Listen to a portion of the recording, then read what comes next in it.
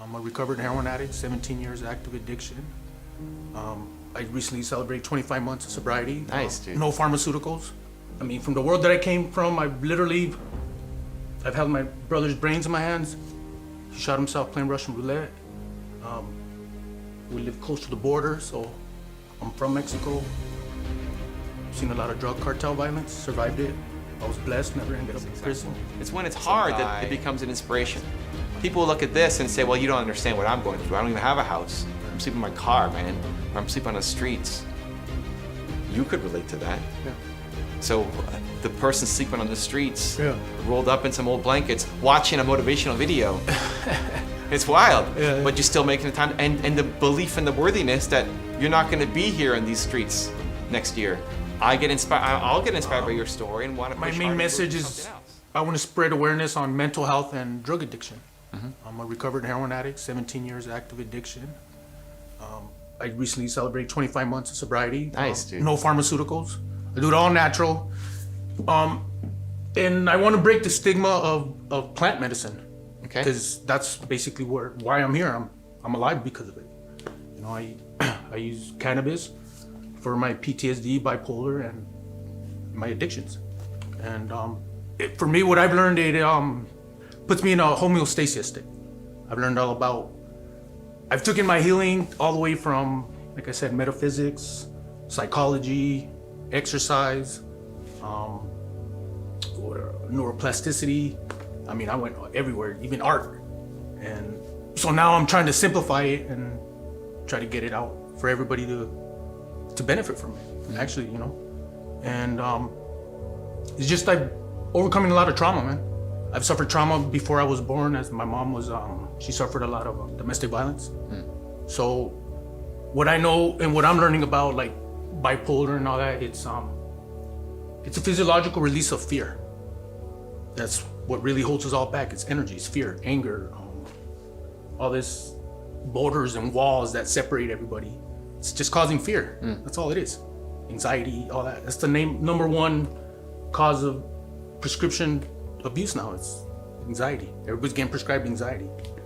And I found a way. And I think I don't think I know it will benefit a lot of people. But the thing is I gotta break stigmas, and that's hard. That's the tough part, like big time. I mean, from the world that I came from, I've held my brother's brains in my hands. He shot himself playing Russian roulette. We live close to the border, so I'm from Mexico. Seen a lot of drug cartel violence, survived it. I was blessed, never ended up in prison.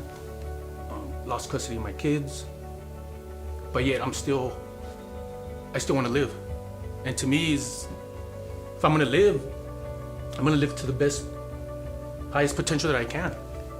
And that's what I'm trying to do. And I found it through art, expression, healing, helping everybody else out. Because all my excuses are so valid that if I focus on that, I'm done. I'm done, literally. You know, my 4-year-old son calls me uncle. It hurts. He knows who I am, but what do? Do I keep confusing him? Or do I use that and develop compassion and understand?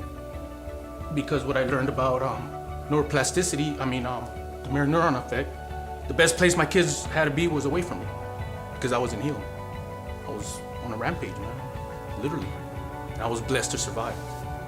And it's powerful, man. It's, in a sense, I found God, universe, spirit, whatever. The science brought me here. How did I get here? You know what I mean? Yeah. Literally, dude. 25 months ago, I had a damn needle in my arm. Literally. What got me to even go to rehab, I had to see my son grabbing pins and pretending he was shooting up. Wow. And that was it. That was my rock bottom. It's like I can't. And I still relapsed after that. I got kicked out of rehab. You know, I've only been to rehab twice. But like I said, I didn't have a conducive environment for healing. And that's where I found YouTube. I found your channel. I didn't have no belief. Those concepts, not even believe what, you know, violence, drugs, that's all I know. So of course I believe that. All this other side, well, that's scary for me. This is scary. Being worthy, all that. For me, that's scary, literally. Yeah. It's easier for me to be in an alley with a gun and be okay with that. Like I said, literally, I wanted to give up last night and not even come here. But I had to, you know what I mean?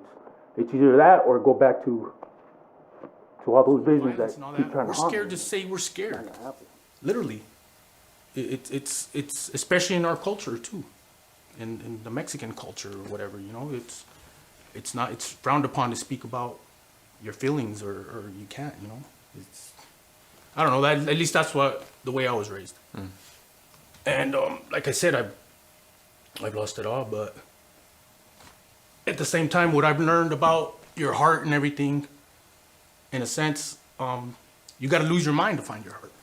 You know what I mean? And that's when you start trusting and letting go. And like I said, it brought me here. That's a trip. It really is. You know what I mean? How can I You help? ready, baby? What you get me? I love food. I'm a junk food junkie.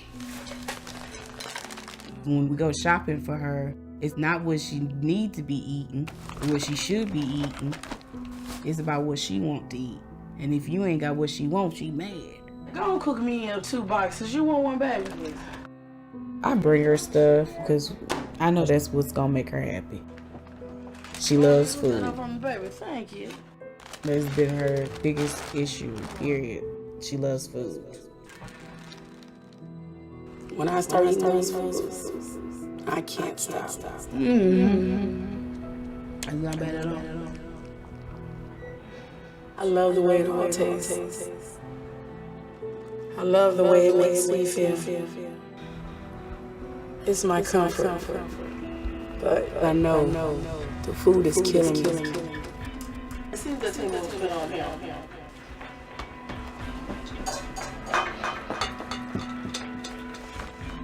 And it's keeping me from being a part of my kids' lives.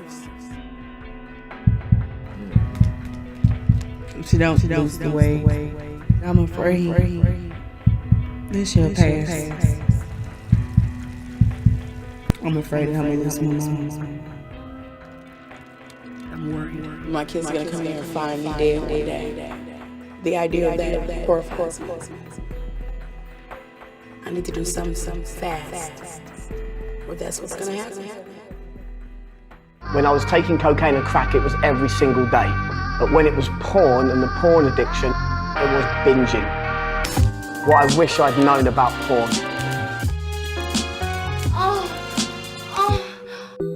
So my relationship with porn started at a very, very young age. In fact, I was about 4 years old when the older kids on the estate invited me into their home. My mum thought I was safe because they were the bigger kids and everyone knew them. And they were all watching porn, they were watching bestiality porn. I have vague memories, the scars of that, being sort of really scared at what I was seeing and embarrassed by what I was seeing. I remember feeling real fear. The memory that I've got of porn becoming a thing or a compulsion in my life was I must have been at least 11, maybe younger, and I would be able to just run in, lock myself in my bedroom and pore over this magazine that I found. I never associated porn with addiction. Especially back then, 20 years ago, those two words didn't go together. Porn was just porn. You watch porn, everybody does it. My view on women was really marred. I looked at women as a way of gratifying myself. That's the truth of it. You look at a woman through the eyes of porn. But I think we all know that it's not okay. That's why it goes on in secret. And it was only very recently that I actually acknowledged that there might be an addiction. It was about 4 years ago, when I actually said maybe this is actually an addiction that needs to be tackled the same way that the other drugs in my life were. My wife would be asleep upstairs, children would be in bed, and then I would either go to bed at the same time and then sort of get up and come down the stairs once I knew she was asleep, or I would spend an hour just listening at the door to make sure she was asleep because I knew it was wrong. We had moved into this town to start a church. We had a lot of people that were looking at me as a spiritual leader and as a mentor and role model, and I let them down.